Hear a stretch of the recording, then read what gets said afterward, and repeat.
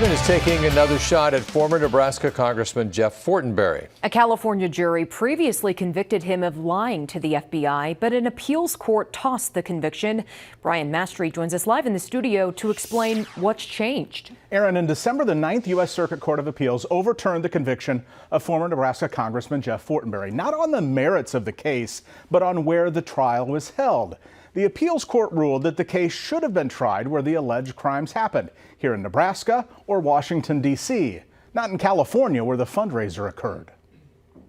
The 2024 indictment of Jeff Fortenberry mirrors the one from 2021. Charges are the same: one count of falsifying and concealing a material fact, and one count of making false statements. The big difference is the old case was filed in the Central District of California, and the new one is out of the District of Columbia.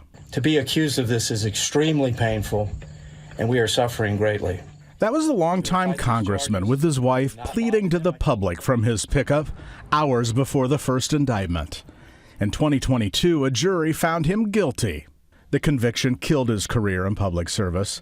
He resigned his U.S. House of Representatives seat he had held for 18 years. The judge gave him probation instead of prison.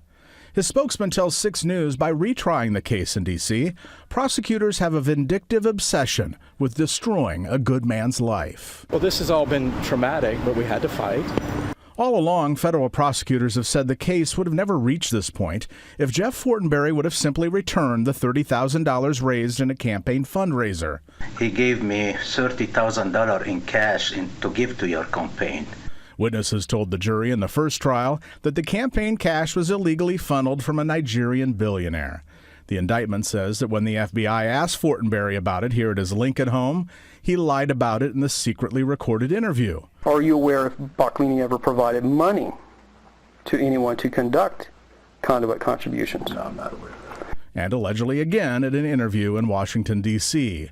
That's the reason the Court of Appeals said if the government wanted to retry the case, it needed to be in Nebraska or D.C. The judge made it clear that he believes this sentence will deter other similarly situated, powerful people from making similar choices.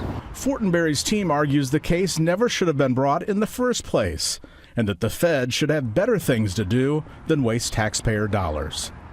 Fortenberry's initial appearance at the federal courthouse in Washington, D.C. has not yet been scheduled.